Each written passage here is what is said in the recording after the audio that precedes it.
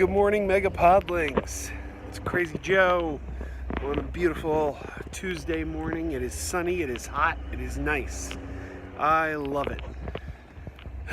This is the kind of weather I live for. If only it could be like this all year round. I hate the winter months. So tomorrow, it's July 3rd. As I record this, it's July 3rd. Tomorrow is July 4th.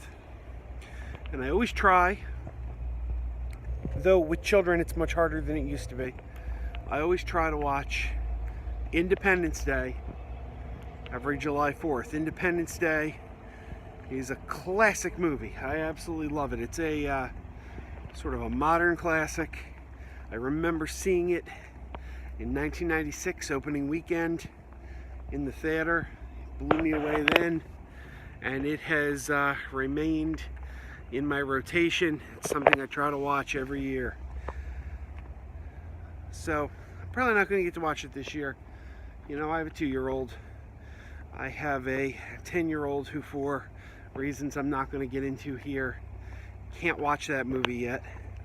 You may be wondering why. That's not that terrible movie, but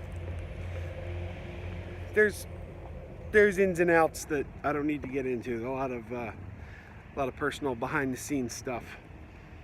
But the point is, I got 2 kids who can't watch that movie yet,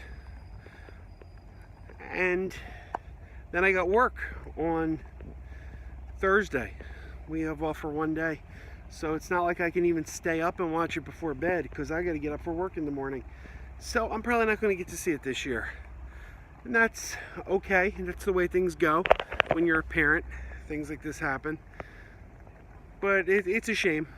I'd like to have more time. If we had a longer holiday weekend. In past years, my company has been closed for the July 4th holiday like 2 consecutive days. So I could, after the kids are in bed, stay up, watch a movie, and just more time. But not this year. I think it's because July 4th is on a Wednesday.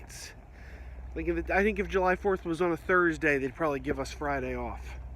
Or if it was on a Tuesday, they'd probably give us Monday off, you know. But being in the middle of the week kind of screws things up. But the reason I thought I'd come on here and talk is, and I usually try to keep things positive. I don't like to get too negative, although I did give Hereditary a pretty scathing review a few weeks ago. So, I mean, if I don't like something, I'm going to say I don't like it. But I thought maybe I'd come on here and talk again about Independence Day 2 Resurgence, which I say talk again. I gave that a negative review on the podcast when it came out. I don't think I've ever talked about it on the YouTube channel. But Independence Day 2 Resurgence came out 2 years ago. And I was really excited to see that, man. I was so excited. I had waited 20 years for a sequel to Independence Day. They had 20 years to cook up a sequel to Independence Day. What could they have come up with? It took them 20 years to think something up. What did it take? What did they come up with in that long span of time? And what we were treated to, and I use the word treat loosely, was quite frankly a big bag of crap. I do not like Independence Day 2. It was really such a missed opportunity, like a ridiculously missed opportunity. I don't know what they were thinking. Like, I watched that movie and I'm like, it took you 20 years to come up with this. Really, it took you 20 years to think up this storyline. But right off the bat, it's 20 years later and the aliens come back on Independence Day weekend again. Now, what are the odds that they're going to choose the exact same weekend? What are the odds? That seems right there to be just a little silly to me that they would happen to come on the same weekend again. But they do. We're introduced to a bunch of new characters. Chris Hemsworth's brother, the son of Will Smith. Well, he's not a new character. That character was in the first movie, but it's a different actor, and he's older now. So essentially he's a new character, because even though that character was in the first movie, he's changed significantly. He's now an adult, and it's a new actor. So, I mean, he kind of is a new character. The problem is, these new characters that we're introduced to don't have any charisma. We don't really care about them. And then the characters we do care about, they make it so that we don't care about them either. Like Vivica Fox's character, there's a character carrying over from the first movie. That's a character we should care about, because that's a legacy character. That's someone we know from the first Independence Day. And I'm going to give a spoiler alert here. Spoiler alert for a 2-year-old movie. You've been warned. This is the spoiler coming up now. We see her die. And I didn't care. Like, I did not care that she died. And I'm like, man, I should care. I should care she died, because she's a character from the original movie that has carried over. She's a character I'm supposed to have an attachment coming in the door with. And you made me not care about a character that I otherwise would have cared about, because... Oh, another thing. The movie has a shorter runtime than the original, which is not a good thing, because the story doesn't have time to breathe. Now, I know when I talked about Jurassic Park 3, I mentioned the short 88-minute runtime as a positive. And in that film, I think it was, because that was a movie that really was people being chased by dinosaurs. That was all the movie was. It's all the movie aspired to be. And it was like, get in, get out, simple creature feature. And I think there it worked. But here, it doesn't work, because there's a lot going on in Independence Day 2, and not enough time for these things to go on. Number one, you're trying to introduce us to new characters. Like I said, don't care about Chris Hutchinson's brother. Not Chris Hutchins. What's his name? Hemsworth. Chris Hemsworth's brother. Who's Hutchinson? There's an actor named Hutchinson now, isn't there? Was he like one of the Twilight guys or something? I don't know. That name's ringing in my head. I don't know who that is, though. But it was Hemsworth. It's Chris Hemsworth's brother. Liam Hemsworth. Right, there you go. He's the one. I didn't care about him. And I don't care about the Will Smith kid. And I don't care about the new president. They give us a new president. Don't care about her. Don't care about anyone, really.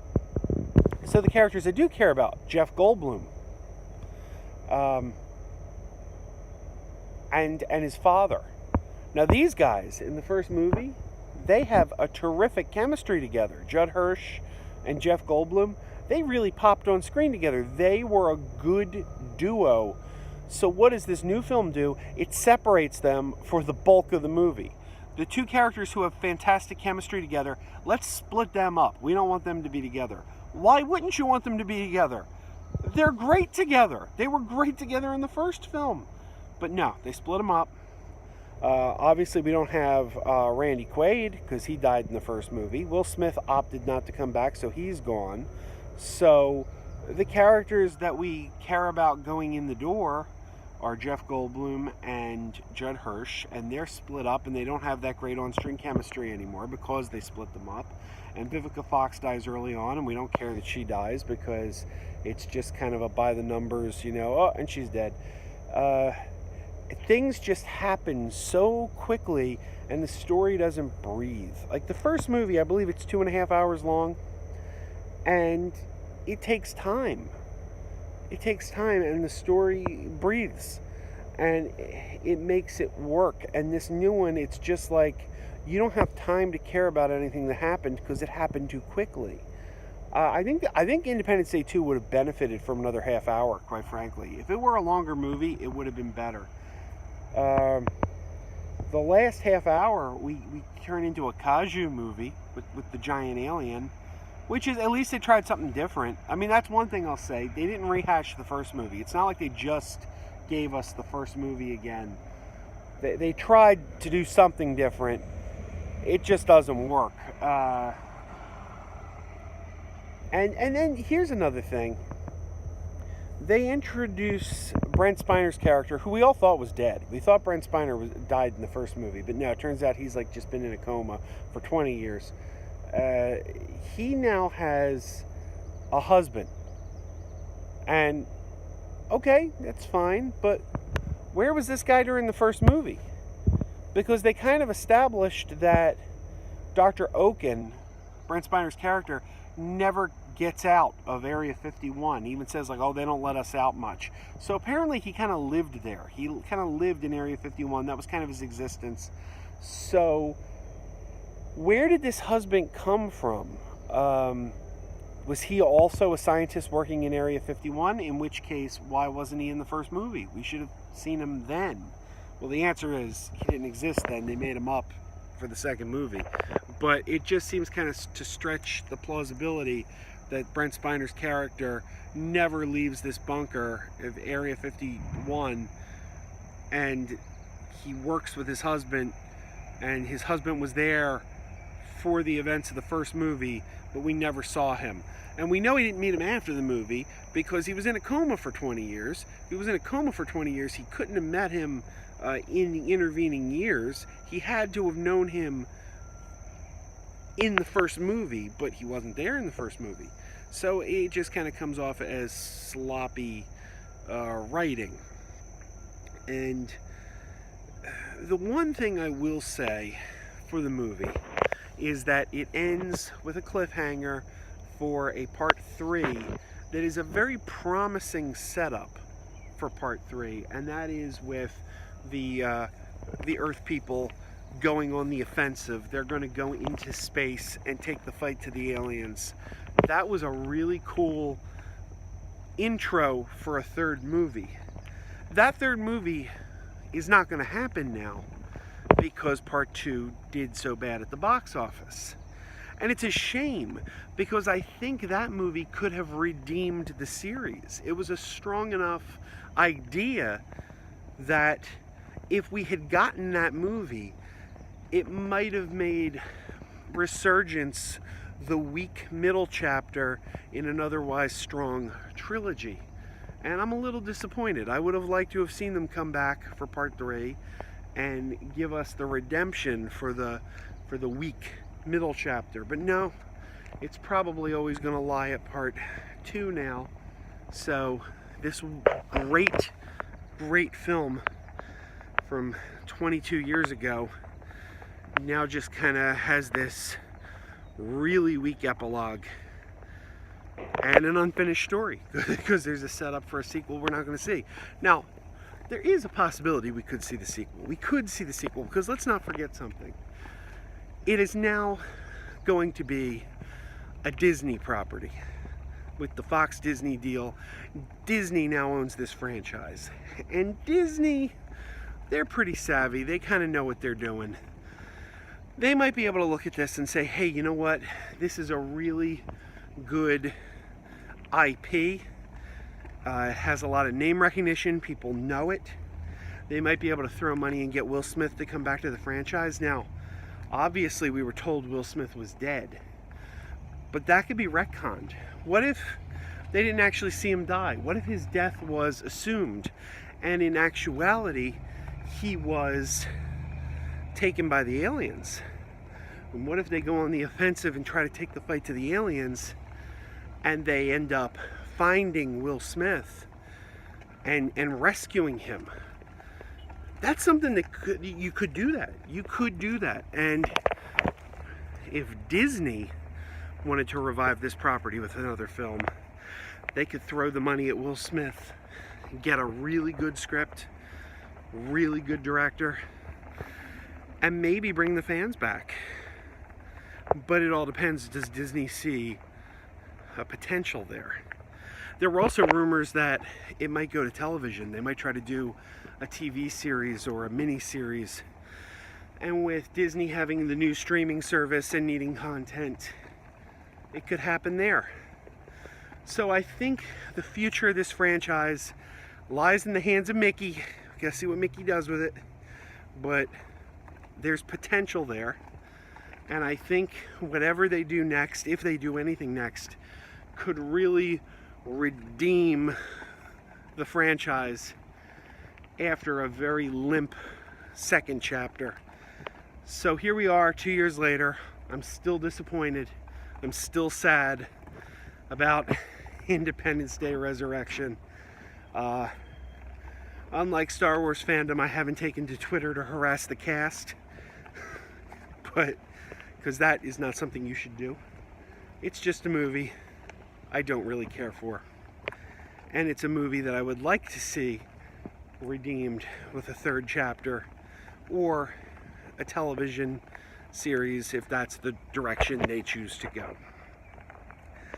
So here's hoping Independence Day 3 happens at some point in the future and kind of gives the series a little bit of redemption, but it doesn't look like that's going to happen.